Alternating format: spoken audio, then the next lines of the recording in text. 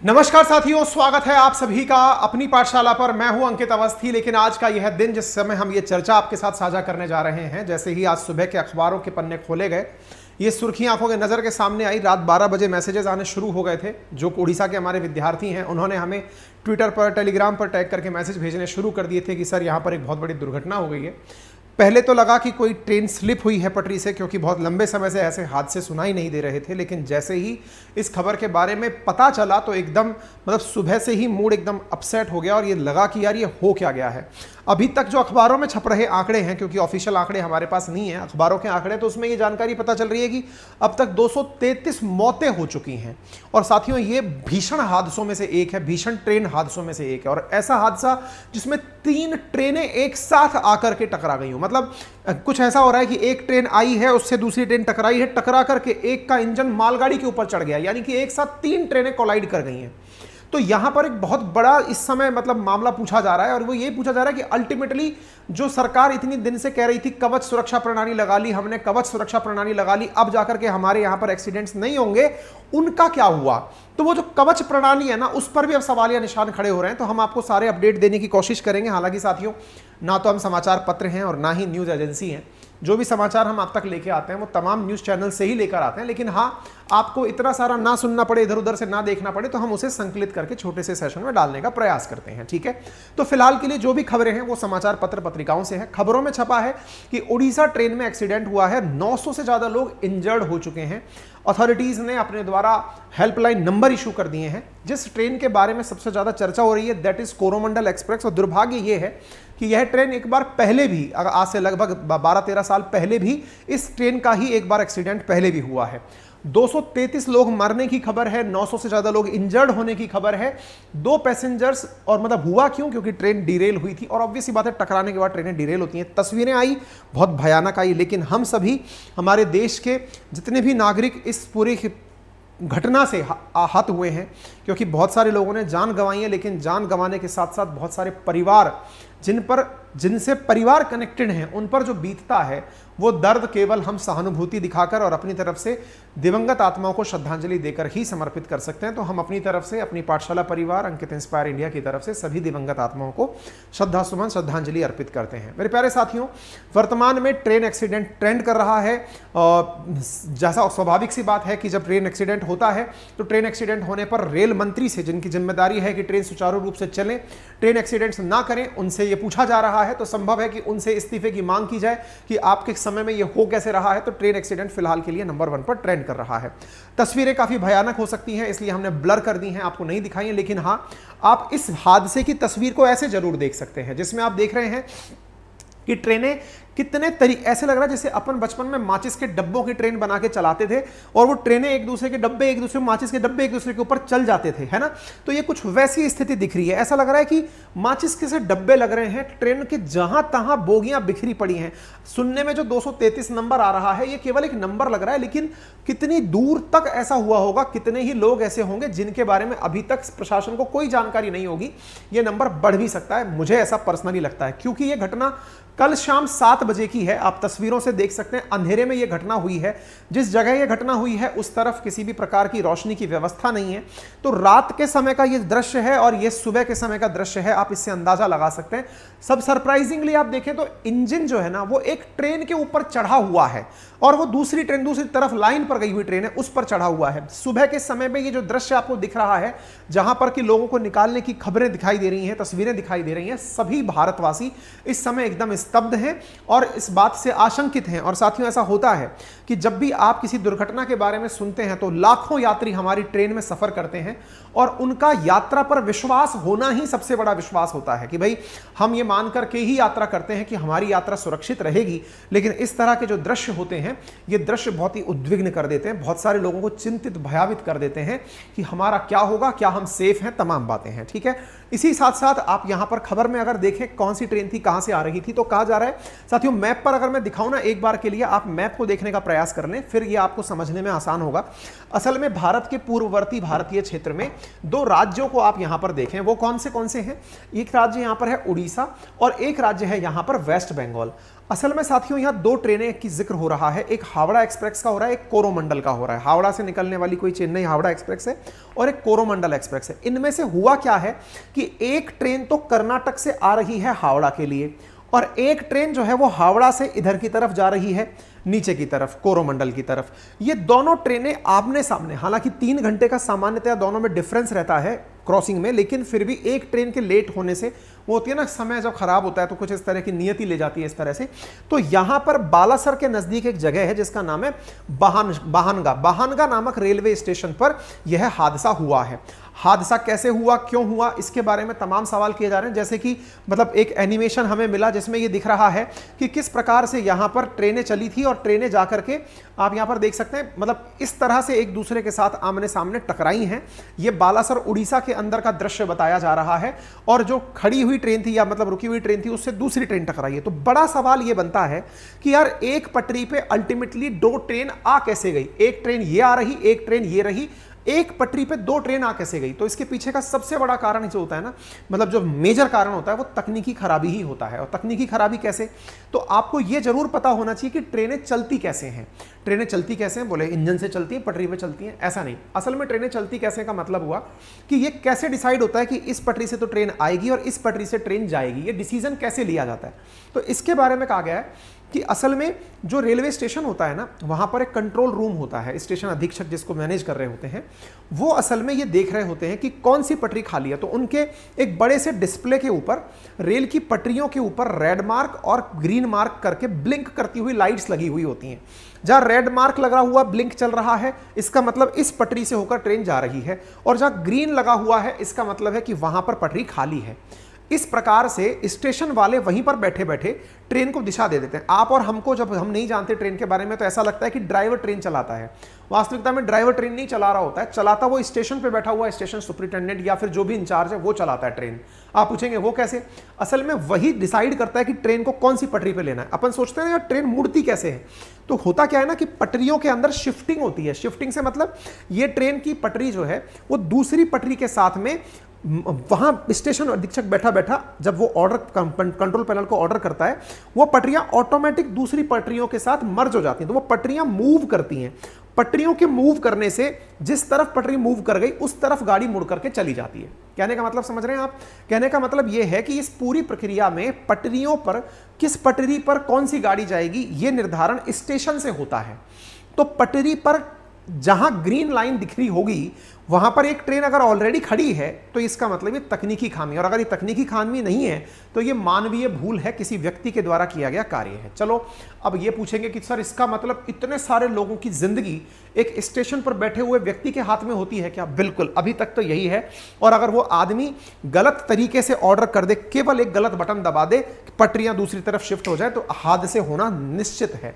इससे बचने के लिए क्या हुआ? इससे बचने के लिए भारत सरकार के द्वारा कवच सुरक्षा प्रणाली विकसित की गई थी। कवच सुरक्षा प्रणाली के बारे में अश्विनी वैष्णव जी ने जून 3, 2023 को, अभी जो वीडियो चल रहा है लोग इसे उठा रहे हैं, इसको क्यों उठा रहे हैं? क्योंकि असल में अश्विनी वैष्णव जी ने आज से कुछ महीने पहले भारत के लिए एक बात की घोषणा की, और क्या कहा कि हम लोगों ने एक ऐसी तकनीकी विकसित कर ली है कि जिससे अगर एक पटरी पर, जैसे मानवीय भूल से, मैंने अभी आपको क्या बताया, ट्रेन टकराती क्यों है, मानवीय भूल हो या मानवीय भूल के साथ साथ तकनीकी खराबी हो, तो इन्होंने कहा कि अगर मान लो मानवीय भूल से या तकनीकी खराबी से भाई पटरियां एडजस्ट ही नहीं हो पाई, ट्रेन एक ही जगह पर आ गई।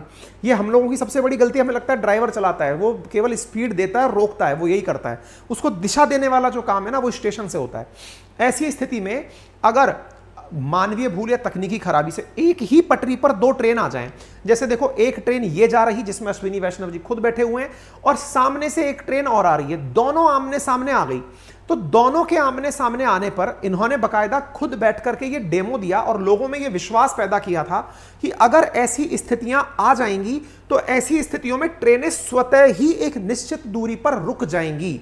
तो अब देखो, जब आपने देखो ऑटोमेटिक ब्रेक लगने शुरू हुए, इस रक्षा प्रणाली को कवच सुरक्षा प्रणाली नाम दिया गया।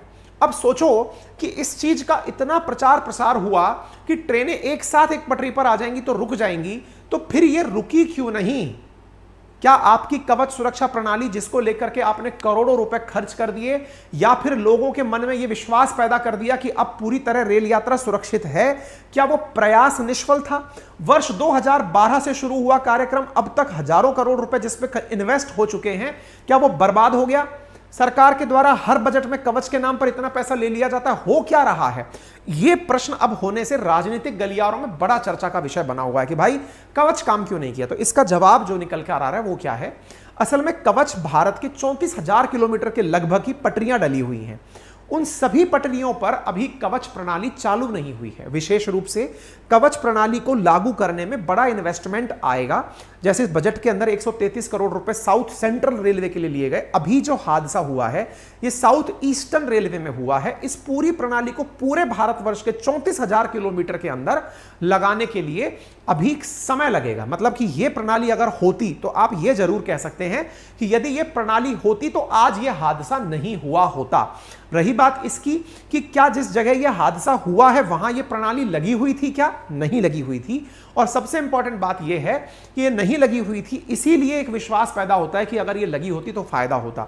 तो जो मुद्दे लोग ट्रोल करने के लिए उठा रहे हैं कि क्या कवच प्रणाली फेल मार गई है, तो आंसर है नहीं, कवच प्रणाली फेल नहीं मारी है, यहां लगी हुई नहीं थी। तो कब तक लग जाएगी? तो स्वाभाविक सी बात है, ये इंफ्रास्ट्रक्चर निर्माण का कार्य है और ये 2024 में सरकार का लक्ष्य है कि इसे कंप्लीट किया जाए, क्योंकि इसमें बड़ा इन्वेस्टमेंट आता है, किलोमीटर्स के हिसाब से करोड़ों रुपए का खर्चा आता है, तब जाकर के ये कार्य पूर्ण होता है। ठीक है ना? तो ये चीज निकल कर आई। तो ट्रेनों के बारे में कौन कौन सी ट्रेनें हैं, अब थोड़ा सा उनके बारे में जान लीजिए। 12,864 number Bengaluru Howrah superfast express है, जो 1 जून को सुबह 7:30 बजे बेंगलुरु के यशवंतपुर स्टेशन से रवाना हुई थी और 2 जून की शाम करीब 8 बजे हावड़ा पहुंचने वाली थी। लेकिन समय से यह 3.5 घंटे देर से चल रही थी। इसकी वजह से यह भद्रक उड़ीसा तक ही पहुंची थी, आगे जाकर वेस्ट बंगाल में एंट्री नहीं की थी। वहीं दूसरी ट्रेन जिसका नाम शालीमार चेन्नई एक्सप्रेस है, यह कोरोमंडल एक्सप्रेस 2 जून को दोपहर 3:30 पर हावड़ा से चली थी, यानी पश्चिम बंगाल से चली थी, और 3 जून को शाम 4:50 के आसपास चेन्नई सेंट्रल रेलवे स्टेशन पहुंचने वाली थी। ऐसी स्थिति में 6:37 पर यह बालासर पहुंची। तो दोनों ट्रेनें आमने सामने आ रही थी और ऐसी स्थिति में बाहनगा बाजार नामक स्टेशन पर यह आमने सामने आ गई और बड़ा हादसा हो गया। प्रत्यक्षदर्शियों ने अपने द्वारा जो बताया वो भी आप सुन सकते हैं। एक बार के लिए मैं ऑडियो क्लिप ऑन कर देता हूं, आप सुन लीजिएगा।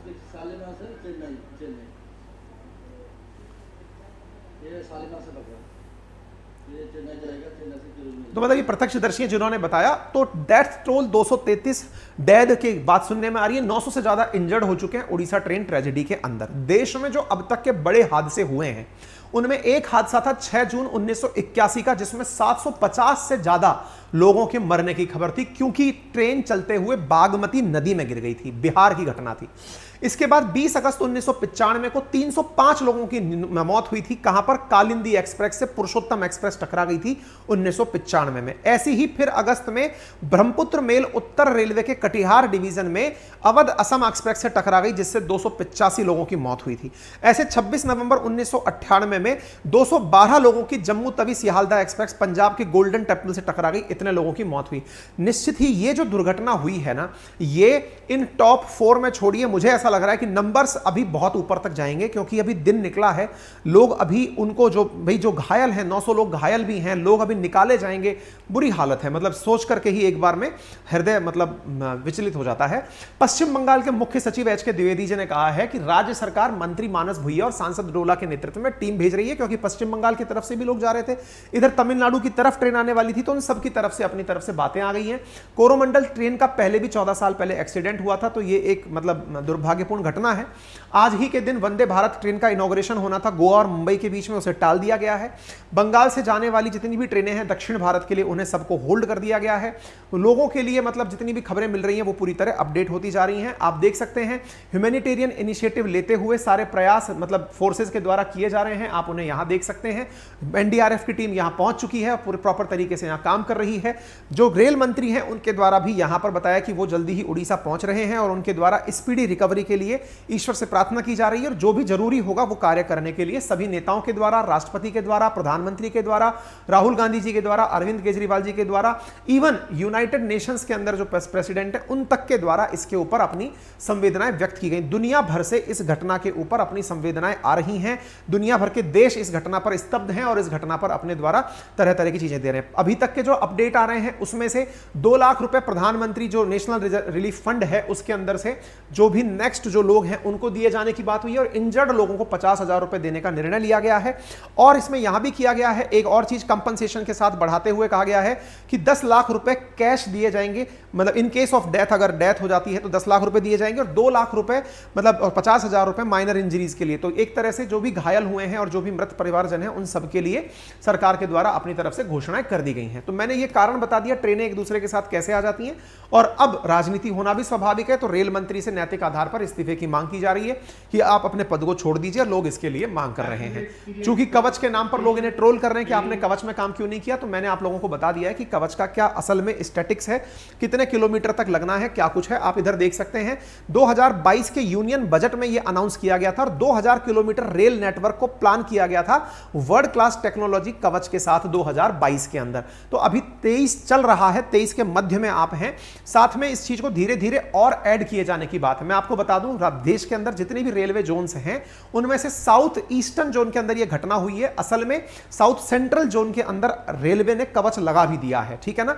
तो कवच हमारे 34,000 किलोमीटर की यात्रा में लगना है, लेकिन अभी तक बहुत ही लिमिटेड एरिया के अंदर लगा है। अगर ये सिस्टम लग जाता है, यानी कि ट्रेन की जो प्रोटेक्शन और वार्निंग सिस्टम जिसका नाम कवच है, अगर ये लग जाता है तो आने वाले समय में ऐसी दुर्घटनाओं को रोका जा सकेगा। उम्मीद है आप सभी लोग इस जानकारी से संतुष्ट होंगे। बाकी हम सभी आप सबके साथ मिलकर सभी को कंडोलेंसेस देते हैं और ईश्वर से प्रार्थना करते हैं कि सबको हौसला दे इस क्षण में जिन्हें बहुत ज्यादा अपनों को खोया है। सरकार के द्वारा हेल्पलाइन नंबर जारी कर दिए गए हैं, अगर आपको भी चिंता है तो आप इन नंबर को देख करके अपने किसी प्रियजन और किसी चिंता है तो इन हेल्पलाइन नंबर से आपको वहां के बारे में जानकारी मिल जाएगी। तो उम्मीद है मेरे सभी साथियों को जो अपडेटेड जानकारी देनी थी वो हमने देने का प्रयास किया है। अगर आपको ये जानकारी पसंद आई हो तो अपने साथियों से साझा करें, चैनल पर नए हैं तो सब्सक्राइब करें। मेरे प्यारे साथियों, हमारा पूरा अपनी पाठशाला परिवार, अंकित इंस्पायर इंडिया, सभी साथी मिलकर के भावपूर्ण श्रद्धांजलि अपनी तरफ से अर्पित करते हैं। और जो मेरे प्यारे साथी हमारे साथ जुड़ करके नटराज बैच में ऐड होना चाहते हैं आरएस फाउंडेशन के लिए, उनसे एक केवल इंफॉर्मेशन साझा करनी है कि एज पर कमिटमेंट मैंने आपसे कहा था कि 7 दिन तक ही हमारे एडमिशंस होंगे प्रशासनिक सेवाओं के लिए जो बैच चालू किया है हमने उसमें, और उसमें से हमने सब्जेक्ट वाइज अब तक शायद 6 सब्जेक्ट के डेमो वीडियो भी अपलोड कर दिए हैं। आप जाकर के डेमो वीडियो देख लीजिएगा। मैंने 3 तारीख तक का कमिटमेंट लिया था, 3 तारीख होने में अभी समय है पूरा होने में, तब तक लगभग 8 से 10 डेमो वीडियोस हम लोग वहां अपलोड कर देंगे अलग अलग सब्जेक्ट्स के। क्योंकि ऑफलाइन के टीचर्स को मैं ऑनलाइन लेके आया हूं तो वो ऑफलाइन के अंदाज में ही आपको वहां पढ़ाएंगे, प्रॉपर तरीके से प्रीलिम्स और मेंस की तैयारी कराएंगे, जिसमें कि 17 सब्जेक्ट्स को एक ही जगह पर कंप्लीट कराया जाएगा, जिसकी फीस 15,000 रुपए है। लेकिन ये 7 तारीख तक हमने 7500 रुपए फीस में आपको उपलब्ध कराया है। आप वहां से जाकर के अगर चाहें तो प्रीलिम्स और मेंस का फाउंडेशन बैच ज्वाइन कर सकते हैं। और जो साथी हमारे साथ में जुड़ करके करंट अफेयर्स की मंथली मैगजीन लेना चाहें उनके लिए भी ई बुक वाला ऑप्शन ओपन हो गया है। 7 तारीख तक ही आपके लिए मई की करंट अफेयर की बुक उपलब्ध कराई जा रही है। आप जाकर मात्र 30 रुपए में पूरे 1 महीने का ई बुक डाउनलोड कर सकते हैं, ठीक है। अपनी पाठशाला एप्लीकेशन का लिंक कमेंट बॉक्स में और डिस्क्रिप्शन में दिया गया है। ये मोबाइल एप्लीकेशन एंड्रॉइड के लिए, आईफोन के लिए और विंडो यानी लैपटॉप के लिए उपलब्ध है। आप इन्हें यहां से लेकर एक्सेस कर सकते हैं। आपका समय शुभ हो। धन्यवाद।